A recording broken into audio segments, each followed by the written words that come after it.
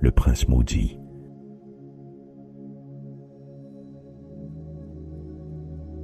Il y a fort longtemps, en Égypte ancienne, une histoire fut écrite sur un délicat papyrus. Les scribes, à la lueur des lampes à huile, la consignèrent pour que les générations futures se souviennent d'un prince au destin extraordinaire. Ce souverain avait tout ce dont il pouvait rêver. Richesse, pouvoir, palais somptueux, mais une chose essentielle lui manquait cruellement. Il n'avait pas d'enfant.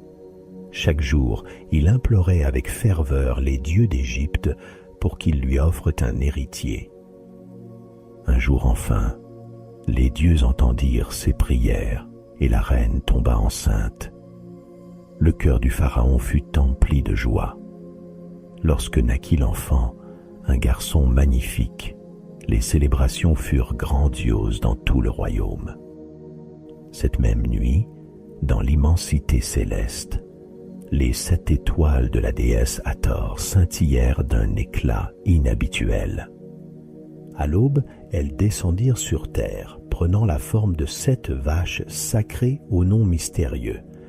Intrigués, le pharaon et la reine sortirent leur enfant devant ces êtres sacrés. Les vaches admirèrent le bébé avec tendresse, puis annoncèrent doucement mais fermement son destin.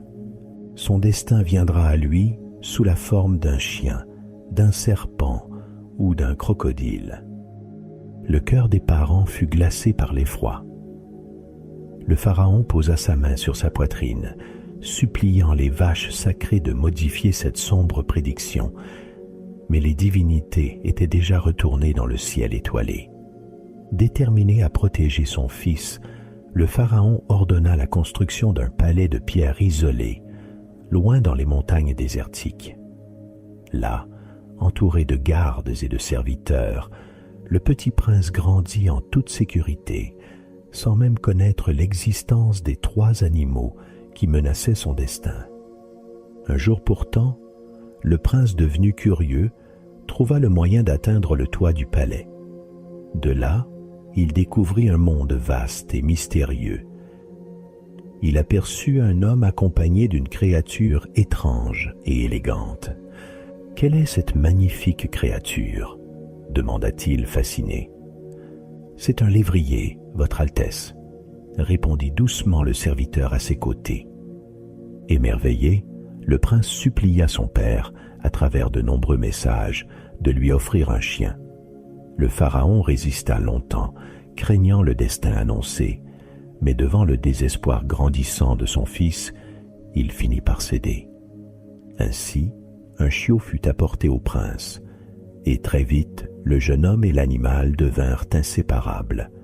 Les années passèrent, et le prince, devenu adulte, réclama de sortir du palais, de vivre libre, d'explorer le monde. Malgré ses craintes profondes, le pharaon accepta. Il dota son fils d'armes précieuses, et le prince partit avec son fidèle chien à travers l'Égypte, puis au-delà de ses frontières, jusqu'en Syrie.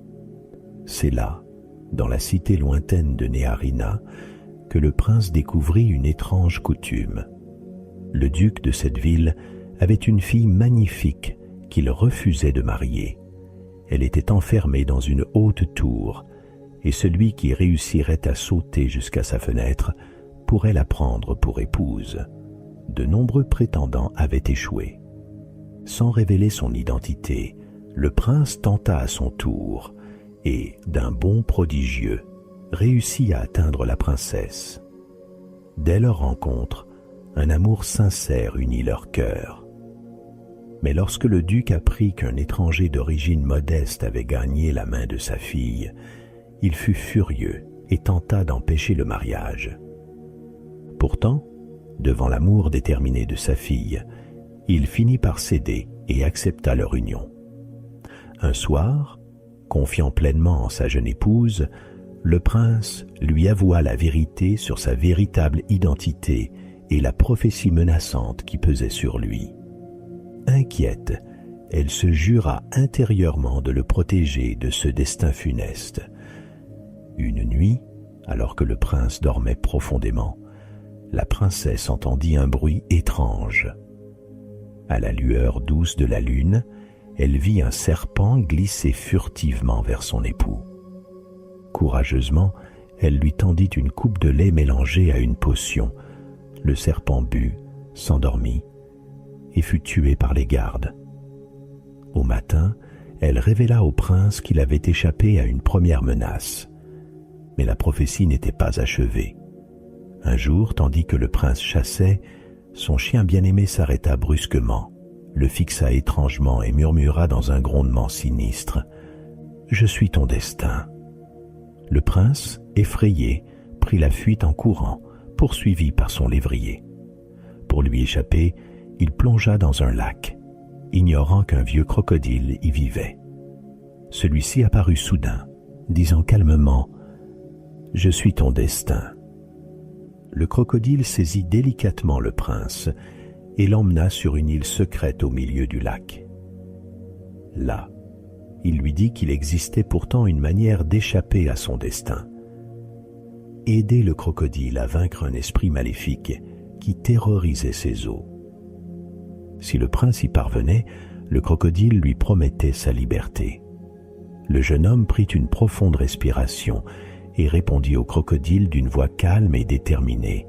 « Malheureusement, j'aurais tant aimé vous raconter la fin de cette histoire. » Mais le vieux papyrus sur lequel elle était inscrite s'interrompt brusquement, au beau milieu d'une phrase, comme si le vent du désert avait emporté ses derniers mots. Depuis des siècles, les grains de sable du temps ont effacé ce qui restait à dire. Ce récit fut pourtant soigneusement calligraphié par les anciens Égyptiens sur un rouleau de papyrus tressé à partir des roseaux du Nil. Mais le temps, fidèle à lui-même, l'a rendu fragile, et la fin s'est perdue doucement dans les plis de l'histoire. Ce précieux fragment repose aujourd'hui au British Museum à Londres. Alors ce soir, peut-être laisserez-vous votre imagination tracer la suite de ce voyage oublié. Si c'est le cas, vous pouvez vous arrêter ici, emporter l'histoire dans vos rêves et laisser votre cœur en écrire la fin. Mais si vous souhaitez découvrir ma version de ce que le papyrus n'a pas pu nous dire, alors laissez votre esprit rester encore un peu éveillé et continuez l'écoute. « J'accepte, » dit le prince simplement. Le crocodile s'inclina. Ensemble, ils descendirent dans les profondeurs du lac, là où la lumière du soleil se brise en 1000 éclats d'or. Là, dans l'ombre silencieuse, vivait l'esprit maléfique, une créature de brume et de colère, née des serments brisés et des peurs oubliées. Le combat fut long, mais le prince, armé de courage plus que d'armes, affronta la bête sans détour. Son chien, fidèle jusque dans la peur, plongea à ses côtés et d'un bond saisit la créature à la gorge. Et sur la rive, la princesse, le cœur tendu vers le ciel, pria à tort. Alors, une pluie de lumière descendit des étoiles, paisible et chaude comme un rêve. Et le mal recula. Lorsque tout redevint calme, le crocodile parla avec lenteur. Beaucoup craignent les paroles du destin, car ils le regardent à travers le voile de leurs angoisses, mais peu comprennent leur véritable chant. Ton sort n'était pas une promesse de mort, mais une invitation à voir au-delà des peurs. À cet instant, les 7 étoiles d'Hathor scintillèrent haut dans le ciel. Les vaches célestes descendirent une dernière fois sur la terre, paisibles, lumineuses, souriantes.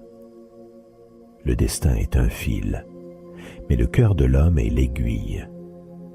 Elles bénirent le prince, la princesse et le chien fidèle qui dormait à leurs pieds. Le prince retourna en Égypte, non plus comme un enfant fuyant la prophétie, mais comme un homme libre, ayant traversé l'épreuve et réécrit son étoile. Il devint un pharaon juste, aimé de son peuple et honoré des dieux. Et certaines nuits, quand la lune glisse doucement sur le Nil, on dit qu'on peut entendre, mêlé au souffle de l'eau, le rire d'un chien, le chant d'une princesse et le soupir paisible d'un destin apprivoisé.